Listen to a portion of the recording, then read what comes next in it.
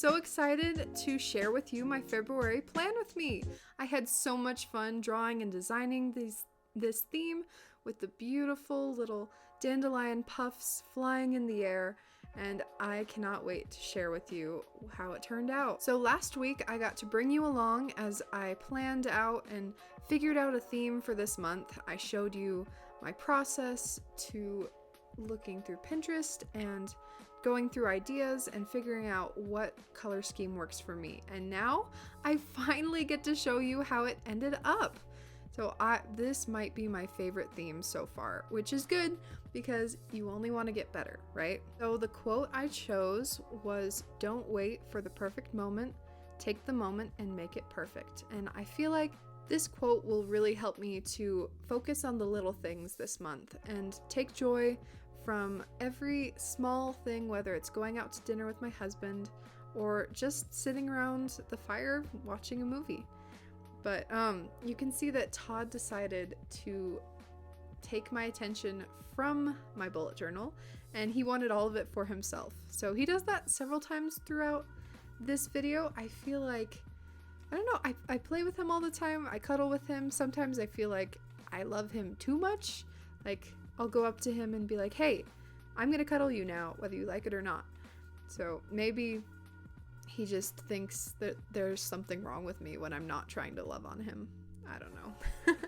So this is how I ended up drawing my dandelions, with lots of little rectangles as the seeds, and then I would draw a circle around those and create little lines for the stems of the seeds and put little doodling lines on the top. It was pretty easy. By the time I was drawing my third dandelion, I kind of had the hang of it. I feel like they got way messy towards the end of it, of like my spreads, but I still think they turned out really great. I mentioned before that I really prefer my journals to be kind of sketchy and casual, just because it helps keep me relaxed as I'm working on them. But I think my favorite part was these little individual seeds. Oh, they are so cute, just flying away in the wind, and I ended up adding lots of little sparkles on top. But here Todd is again. He wanted to be the middle of the spotlight, so I just left him there and he seemed happy. I was still able to work on my thing. It all worked out. So I ended up doing 2 little dandelions here, and then put some of the seeds flying around in the corner. I tried to make it kind of random, rule of 3s, everything works better in odd numbers. So yeah, but I added a little bit of gray color on top of that, and kind of in, those watercolor paintings where the artist does an ink sketch and then they throw on just a few washes of color over top. That was kind of the look I was going for. And you can see here, this is the end result of that spread with all the sparkles, and I love it. This spread, I keep opening my bullet journal, and obviously I'm still in January right now, but I have to resist the urge to move forward into February because it's just so wonderful. These empty spreads are just calling my name. I cannot wait to start them. So I decided to do another big calendar for this month because I've been really enjoying it. I've been limiting the spreads that I do for the month, and so the spreads that I have been including, I wanted to give them my full attention. Like, give them a full spread and just let them be great, and if I use them, awesome. If not, oh well, they're pretty.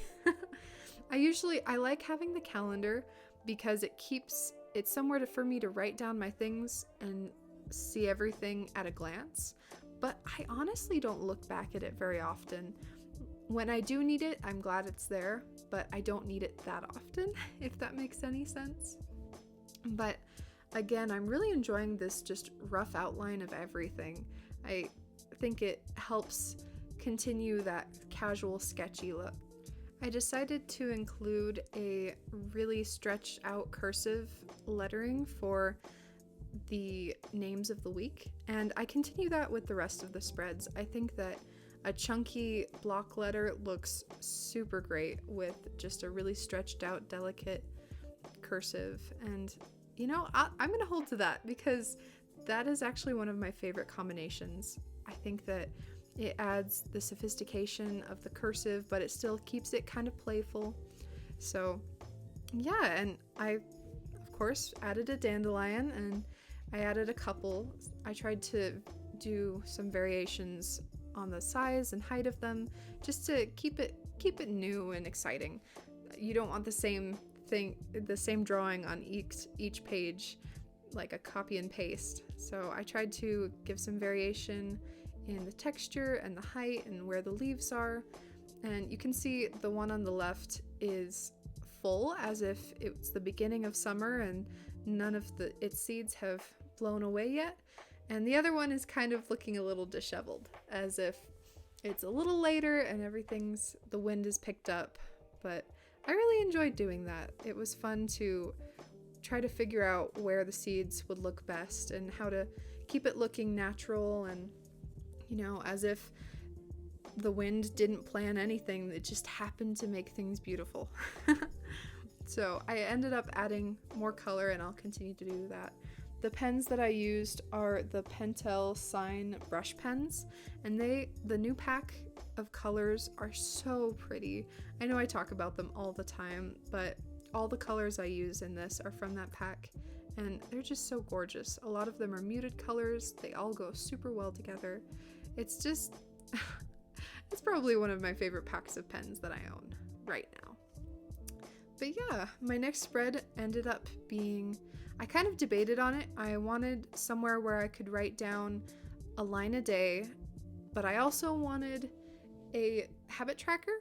But at the same time, I also didn't want to have two entirely different spreads for those. I'm trying to limit the amount of paper I use and how many spreads I create just for my own sanity's sake. And so I decided to squish them all onto one page, and I think that it looks super cute having those habit trackers kind of floating above the line a day block. And when this will all be done, I should have that block at the bottom be totally full of words and my writing and my thoughts. So I think that will look really great. I think that the space at the top will allow the words at the bottom to hold everything down and keep your eye grounded.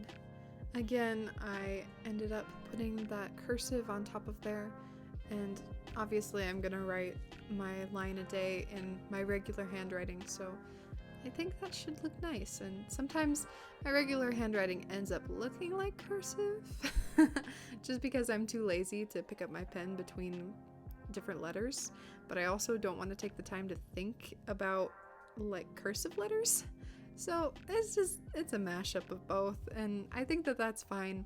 As long as I'm able to make my handwriting look good when I want it to, I'm not worried about it. Lately, I've really been going for the spreads that have a lot of empty space and a lot of just flowy elements going around, and I think that that's really cool. When I first started bullet journaling, I was super focused on everything being really well defined and having a box for everything, but now it's kind of freeing just being able to leave big empty spaces and feel like knowing that I will fill them eventually. For example, with my brain dump this month and last month, I just had an empty spread with just a few decorative elements on the sides, and that's about it.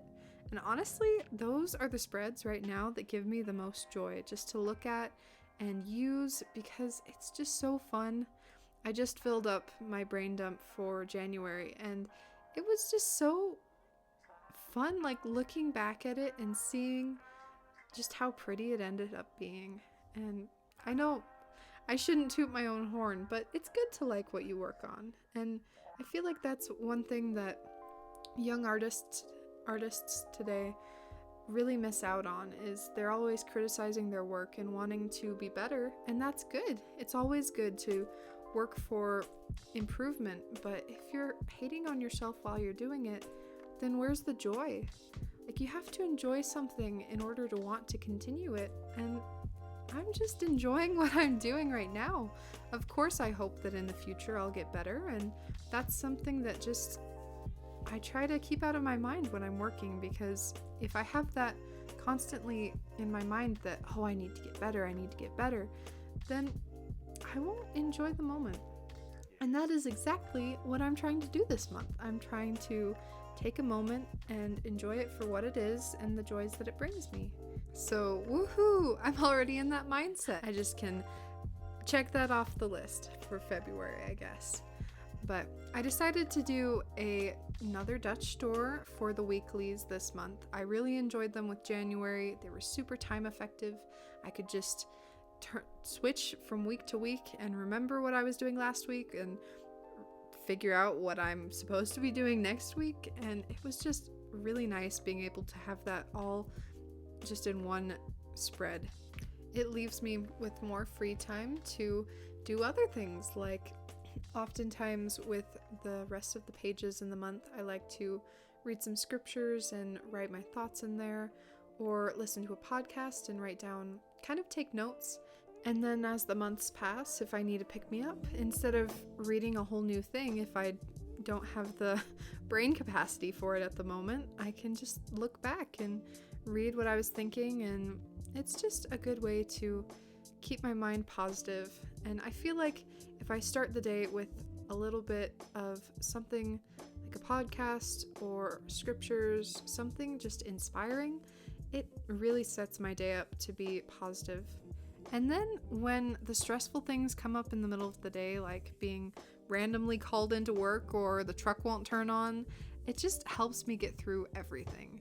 And sometimes I feel like an old lady, like, meditation will help you have a greater day. You should take some time and just focus on the good things. But I mean, what can I say? That's what I've found to work for me, and I know it doesn't work for everybody. I mean, heck, when I was in high school, listening to death metal helped calm me down. But you live, you learn, you change. And that's what it's all about. Like, if I was the same person that I was in high school, or if I'm the same person in 20 years as I am right now, I just feel like my life will have been wasted, because that's what life is about.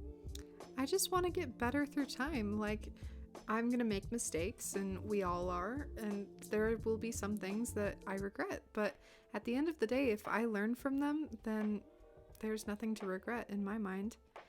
So, sorry, that got kind of deep, but here I am drawing some dandelions. Let's talk about that. I really felt like these dandelions were super fun, and they kind of brought me back to summer while still having the color scheme of winter. And it just reminded me of happier days where all I wanted to do was roll down grassy hills and make mud pies. And those are the days where you are a kid and you have you don't have a care in the world. And sometimes I wish I could bring a little bit of that into my life today. That's kind of what this whole taking a moment is about, and enjoying the moment is, I just want to bring some of that innocent peace back from my youth. Now I really do sound old. But I mean, for real though, like, little kids, they have nothing to worry about but, oh, is mom making those gross vegetables tonight? Or like, did Cindy go sledding without me? What the heck? And that's what I want to worry about. I don't want to worry about bills or exercise or taxes. So on that note, here is the final flip through. I had a ton of fun making this and designing each spread, and I hope that you enjoyed watching it. I hope that it inspired you to work on your own bullet journal and to figure out what works for you, because I know that I usually go for heavy doodles and lots of free open space, but everyone's different, and I feel like that's the beauty of bullet journaling. So thanks again. Bye!